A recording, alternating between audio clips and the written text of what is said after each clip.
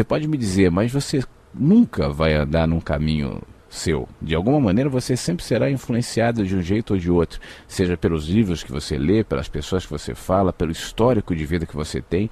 E eu concordo contigo. Eu acho que de alguma maneira todos nós estamos condicionados por vetores invisíveis. Na maioria das vezes, eu me incluo obviamente entre esses.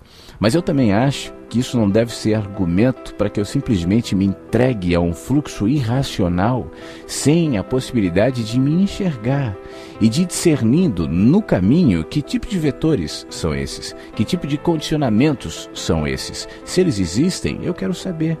Se de alguma maneira as minhas escolhas são motivadas por vetores invisíveis e irracionais, caramba, eu quero ter a visão de quais são, eu quero me expandir todos os dias, eu quero mudar minha perspectiva de olhar, eu quero saber como as coisas são, como a vida é. Eu quero enxergar para além das notícias, para além do senso comum, para além da visão religiosa. Eu quero saber como as coisas são de fato. Eu não quero ficar comendo fast food emocional, espiritual. Pelo contrário, eu quero, se for possível, os manjares e os banquetes reflexivos, existenciais, espirituais. E para isso eu preciso fazer essa viagem para dentro. Para isso eu preciso ter coragem de criar rupturas, de criar muitas vezes até desencontros com aquilo que durante a vida inteira eu pensava de maneira inquestionável em relação a isso ou aquilo. Olha, presta atenção nisso que eu vou falar e, por favor, não se assuste. Tudo pode ser questionado. Tudo pode ser questionado. Se você me diz, Deus não pode ser questionado, você não está falando de Deus. Você está falando do chefe da religião, porque chefes de religião ou de qualquer outra coisa, chefes, líderes no sentido pejorativo da palavra, esses não gostam de ser questionados. Esses gostam de ser obedecidos. E como eles se projetam na figura Deus, eles dizem, Deus não pode ser questionado. Agora, se Deus é tão maior do que se fala, do que se vende, do que se é, seria tão mesquinho ao ponto de dizer, olha lá aquela formiguinha, lá naquele planetinha, aquele serzinho, olha lá o João. Me questionou João, herege. João, sua vida será uma desgraça. João, você irá para o inferno. João, a minha ira recairá sobre você. João, esse ser humano que vive condicionado, blindado por si mesmo num planeta como esse, mas mesmo assim me questionou. João, te esmagarei com meu dedo de Deus. Não faz isso. Onde há amor, há espaço, há arejamento, há liberdade. Onde há amor, há inclusive espaço para questionamento. Caramba, se o meu filho daqui a pouco começar a me questionar e dizer, eu não sei muito bem, pai, se é isso ou aquilo, se você está dizendo... Eu sei que tem um espaço, eu sei que tem um momento. Esse ano ele vai fazer 12 anos, está começando a entrar na pré-adolescência. Faz parte. Faz parte. Então não tenha medo de questionar nem Deus.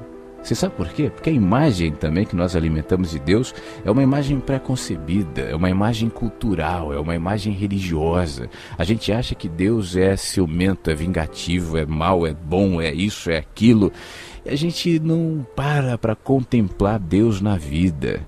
Deus está na vida, Deus está em mim, Deus está em você. Deus é.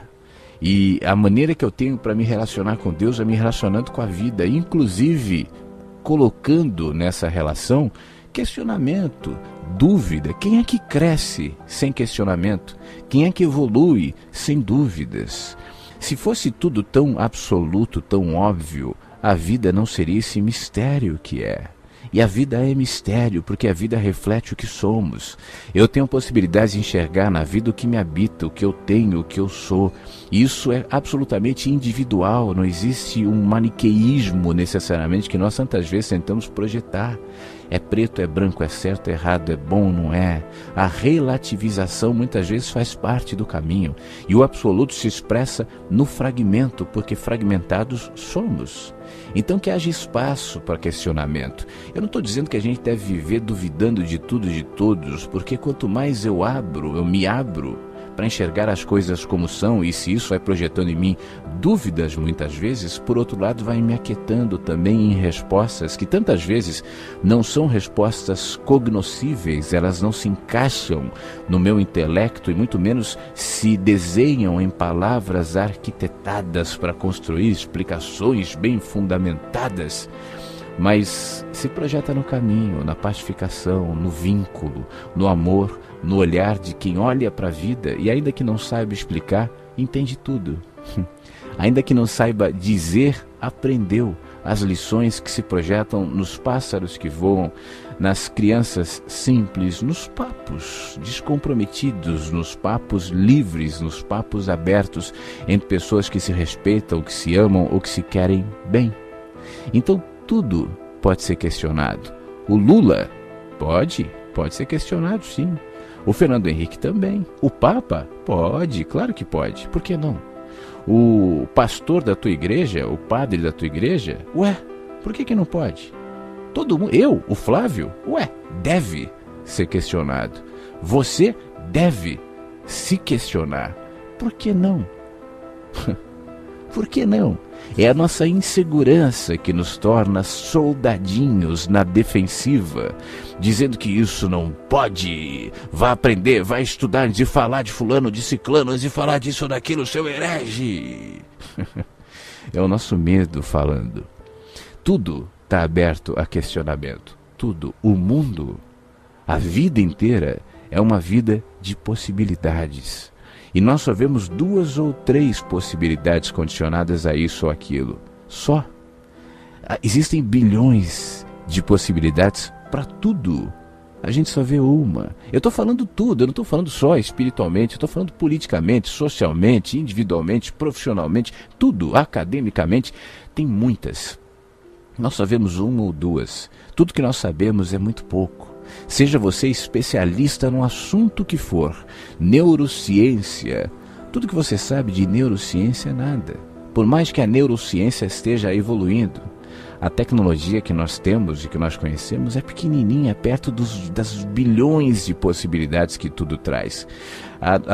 O seu conhecimento filosófico, intelectual, acadêmico, você pode ser especialista, PhD, doutor, formado em Harvard, mesmo assim, é pequenininho. A gente não sabe quase nada. E o maior sinal de quão pouco esse ou aquele sabe é a sua necessidade de se afirmar absoluto no seu conhecimento. Quanto mais eu acho que eu aprendi tudo, mais claro fica que eu nada sei. Então, se a vida é assim, aberta ao conhecimento, todos nós, absolutamente todos nós, estamos aqui aprendendo. Absolutamente todos nós, o mais sábio dos sábios, também está aqui para ser humano, para ser amor, para aprender. Então estejamos abertos, inclusive no questionamento pacificado da vida, na visão de criança. Por isso que eu gosto tanto das crianças, que olham para a vida com ar de mistério, que pegam uma pedrinha e falam, olha uma pedrinha, uma concha, uma folha, e é assim. A gente passa pelas pedrinhas, pela concha, pela folha, pelo milagre da vida, né? Isso é um milagre, a gente está num corpo, isso é sensacional. Eu às vezes fico olhando para as pessoas e tentando observá-las e perceber nessas pessoas, inclusive em mim mesmo, um boneco de carne, uma composição química, ossos que se mexem, pele, cordas vocais que vão se movimentando e produzindo voz, língua que articula as palavras, uma combinação inconsciente de funções químicas, funcionalidades biológicas que vão fazendo aquele corpo se movimentar, falar. Isso é um milagre. E ainda tem uma consciência que se projeta para além do corpo, da palavra, da percepção, e que consegue se estender e tocar o outro em amor, em vínculo, em compartilhamento de olhar, em doação, em entrega. Caramba! O que é isso, né?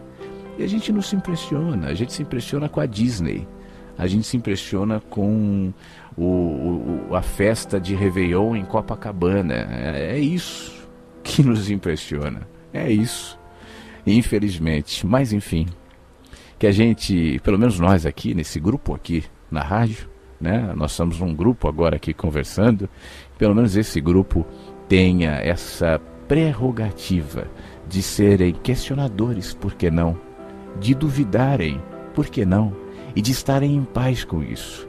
E de não se colocarem numa região de cobrança absurda, de culpa porque duvida, de culpa porque quer saber, de culpa porque entende que a vida é muito mais do que o pastor diz, é para ser assim, o padre diz, o mestre diz, o papa diz, o sei lá quem diz. É mais do que o político diz, é mais, é bem mais. Os pássaros sabem, nós ainda não. O bicho do alface sabe, nós não. As crianças sabem, mas um dia esquecerão.